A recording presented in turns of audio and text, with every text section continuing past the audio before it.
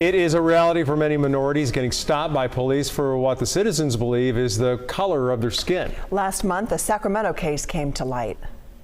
I looked in the rearview mirror, and that's when I noticed that the police officers had their guns out.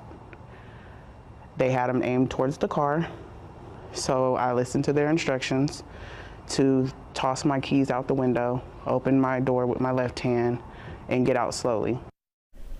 Police pulled over that pregnant mother because officers said her passenger, her 8-year-old son, fit the description of a suspect investigators have been watching for 2 years. Yeah, the case just one of the millions of police stops that happened across California over the last year.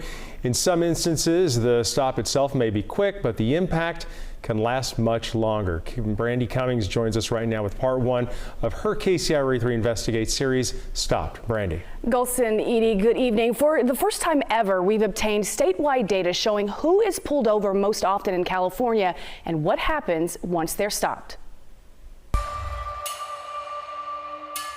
These officers, I mean, they should be making people feel safe. That did not make me feel safe.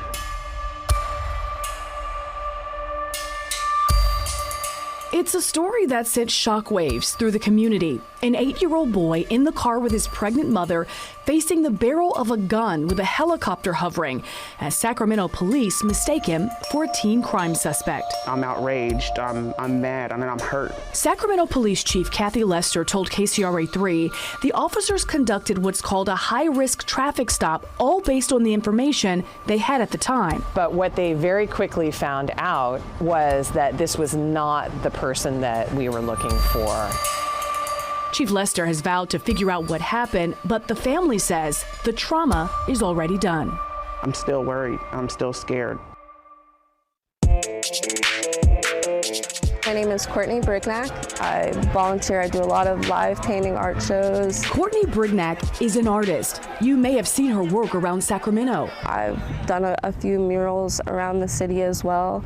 She's also an orthodontic assistant. I specifically work with children or people with special needs. Like Shanice Stewart, Courtney was also recently stopped. I had 2 guns pointed at my back, and you put me in handcuffs and put me in your car like that's something that's normal. That is not normal. Her ordeal began in August when her car was stolen in Oakland. She quickly found it using this tracking app and reported the entire incident to police. About a month later, while driving through Sacramento County, headed home to Oakland around 4 a.m., Brignac stopped here and got the shock of her life. I then hear and see lights come on, and I hear a voice that says, step away from the car, put your hands up, we have guns drawn at you.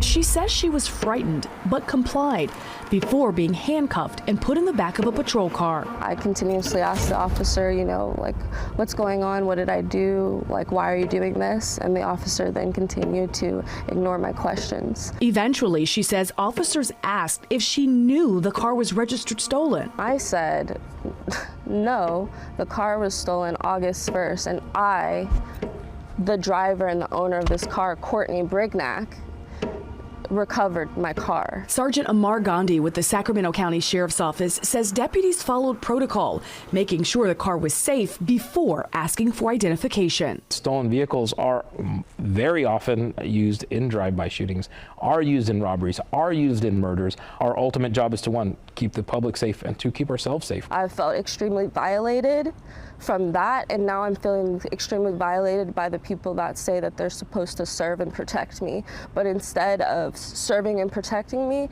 they felt like I was a threat, and they felt like they needed to detain me first, even though I did everything that they asked me to do. These stops only 2 of millions every year. And for the first time this year, we're seeing who is pulled over most often statewide.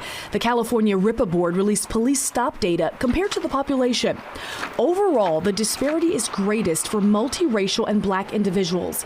According to the 2024 draft report, Black individuals were stopped 131% more frequently based on the population. For Sacramento police, in 2022, black individuals made up 38% of stops, but only 12% of the residential population. For the Sacramento County Sheriff's Office, black individuals made up 28% of stops, but only 9% of the residential population. Sergeant Gandhi says he doesn't dispute the numbers, but says racial profiling does not exist within the department. You can look at vehicles now, I mean, the majority of them have tinted windows. It is virtually impossible to see who is driving inside. We are, again, pulling people over for criminal acts, traffic violations, things like that. That's what will determine when we stop somebody. Are there disparities? Of course there are, and that's something that's going to happen with us, and it's been happening. Now, those disparities have been shrinking over time. This graph shows Sacramento Police and Sheriff's Office numbers from 2020 to 2022. The disparities are still much higher than the state average. In 2022, 19 points different for Sacramento County, 26 for police, and 7 for the state. But for the people stopped, their interaction is more than just a number. It's a traumatic and lasting memory associated with officers sworn to protect and serve. The fact that you guys instantly drew your guns is what showed me that you guys were at fear. But what about us? What about me and my son? While driving, I'm terrified if a cop pulls up beside me. And I've never felt that way before. And now I have to deal with that. Courtney was eventually released once deputies realized her car wasn't stolen. She says she did report to Oakland police that the car had been recovered initially, but somehow that didn't get into the national system. Meanwhile, the investigation into why the 8-year-old was misidentified continues by Sacramento police. So, Brandy, you showed us numbers obviously from the county, also from the city with the police department. You spoke with the county. How about the police? What are they saying? So last month, during a separate interview, we actually asked Chief Lester about this data, about the RIPA data. She requested to sit down and go over the numbers. After my second email asking to schedule that interview, her team responded that the chief was busy. Then, a few days later on the phone, her spokesperson told me the numbers are the numbers, and the chief was unavailable for an interview because of some prior commitments. The department did send a statement saying in part, quote, "As we continue to build a culture of inclusion and respect for everyone, we've incorporated various different trainings to include implicit bias, cultural diversity, and interactive simulator training." The department also says they're working with community-based organizations to deliver well-rounded service to the community. Well, thank you for just laying it all out so we can see the numbers right there in front of us. Brandy, thank you. Well, coming up tomorrow, part 2 of our Case Area 3 Investigate series, Stop. The department already making changes due to these RIPA reports that Brandy was talking about, and why not everyone is happy about the way the data is being gathered. We'll have that coming your way tomorrow at 6 o'clock.